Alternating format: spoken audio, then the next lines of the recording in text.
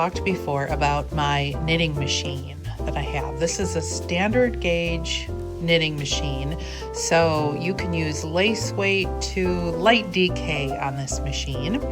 I got this from someone whose mother owned it and they just wanted to give it away. So I got really lucky. It's a white brand, which is also known as Superba, and it's just a metal workhorse. It's got a front and a back bed, so it allows me to make tubes. And I have used this to do a big tube for the body of a colorwork sweater, so that I just do the plain color tube and then I would pick up the stitches and knit the yoke. But mainly what I use it for is socks. I've also used it quite a bit for cowls. You can make, medium width tubes and then Kitchener the ends together, and you've got a really cute cowl. I love it for socks, and right now I've got a sock on it going. You have to use weights to give it some weight so that the stitches pick up correctly when you move the carriage across. Right now I've got the blue is the waist yarn to get it going. And then I have on here, this is an old, what's this called? Northbound Knitting in Metallurgy. I probably got this over 10 years ago, but it's a good color for the guys in my family. So let me just kind of show you how it works. The yarn starts there, you make it into a cake and you bring it up through the tension rod and it comes down through here, and then you connect down below here the tail end. And then what you do is you slide this across back and forth, and I've got it set up so that I am, you'll see these are punches. I've got it set up for knitting in the round on both sides. It's a whole different skill set. I think it's really handy to know how to hand knit, because you know how stitches work and how garments are constructed. When I got this knitting machine, it was so fun to figure out the mechanics and so rewarding when one pass in 1 second, you've knitted, in this case, 36 stitches across. So let me show you it in operation.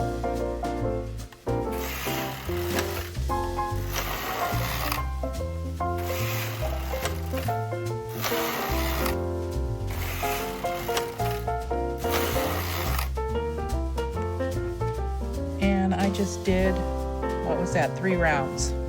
So when I pass to the left, it's knitting these front stitches, and when I go left to right, it's knitting the back stitches. That's all there is to it.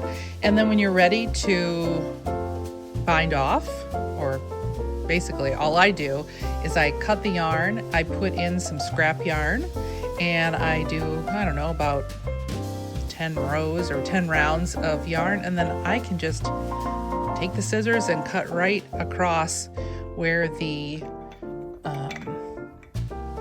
waist yarn is, and then I take these tubes and I make them into socks by hand knitting the heels, toes, and cuffs. So that's the machine.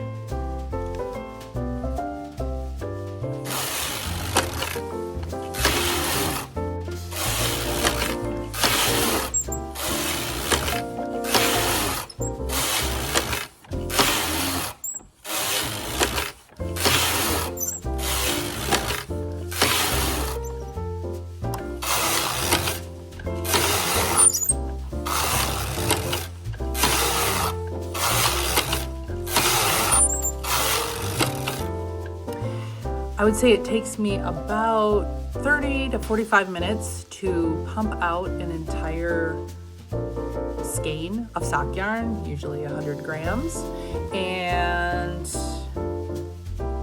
I don't know, maybe it takes me an hour to 2 hours to put in the heels, toes, and cuffs. if I were to hand knit a pair of socks, I've kind of timed it before, and it's anywhere from 13 to 15 hours of knitting. So this has just been a fun way for me to share socks with the family, especially at Christmas time. I love to have a basket of socks. In the beginning, I would make a basket of tubes and then let everybody pick what pattern they liked, and then I would, over Christmas and New Year's, put in their heels and toes and cuffs. Sometimes I find a pair that I know I really want to gift to someone, so I'll just make it special for them now. But right now I'm going to hope to maybe pump out a couple more tubes, and that's the machine.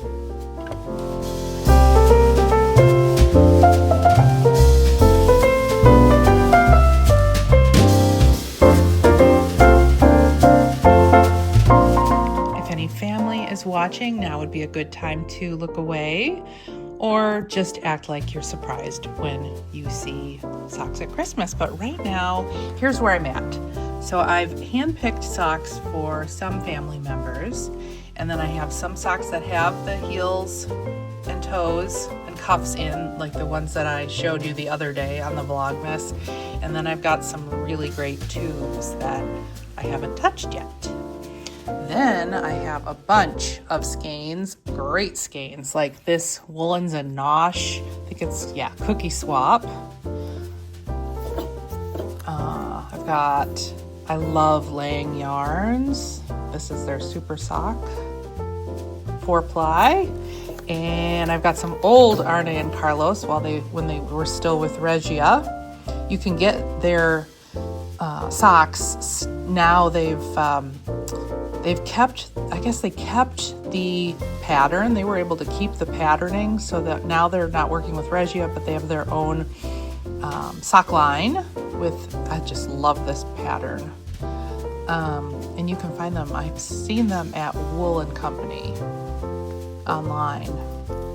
And then I thought this was a really pretty colorway too. These are Lines du Nord Infinity sock line. And then I have an obscene amount of sock yarn in an armoire next to me that nobody needs to know about. But that's where we're at right now with the sock basket. One last thing. I could knit the entire sock on the machine, the cuff, the heels, the toes, but I kind of prefer to do that by hand. I've done it in the past. You basically you manipulate the number of needles that you have to decrease, and you can turn a heel on this by doing kind of a short row kind of heel. And this also, the ribbing, because I have a ribber, which means I have a front bed and a back bed, I can do ribbing. So I've done that all before on here, but I just enjoy the process that I've come up with right now.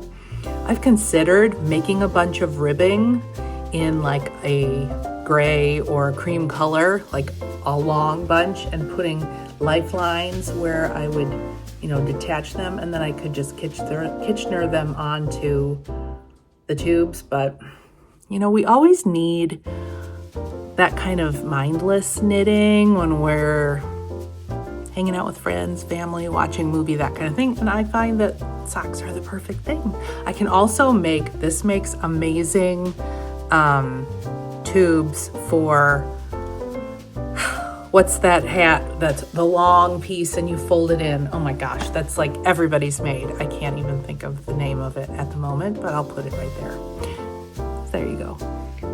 As I'm making this sock, I'm thinking of other things I want to share with you. And I've spoke about the buttons. This is if I want to knit in the round, and these buttons, this is the off button, and then these buttons are if I want to do a tuck stitch, which can make what looks sort of like brioche. And this line right here is just the regular knit stitch. The dial, right now I have it set to 6.5. This is the tension, which is gauge basically. And I find that sock yarns are anywhere from 5 to 6.5 gauge. I like that gauge, or that tension on the dial. So it's just a new learning curve when you use a machine like this. I don't think it's cheating. People kind of jokingly say that to me. I don't think it was cheating when the sewing machines first came, or the spinning wheels, or really any new modern gadget. This machine I think was probably made in the 70s or 80s. So it's old, it's vintage, it's metal. A lot of the newer knitting machines are plastic and the parts just break. But I love this is metal, solid. I feel like it's just a really great workhorse. And if you want to get into knitting, machine knitting,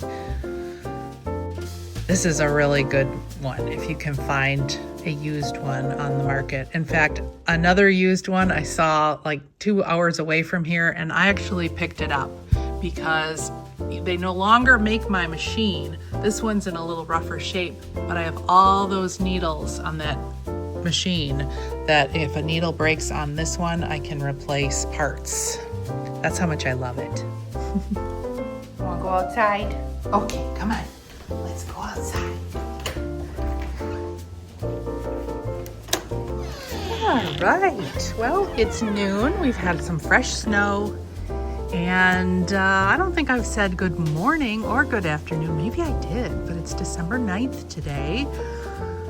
It's definitely a housefrau day. I'm home getting work done, just getting stuff ready, cleaned, organized, and I had a lot of fun up on my knitting machine for a little bit. Percy wants to come in. Come on back in.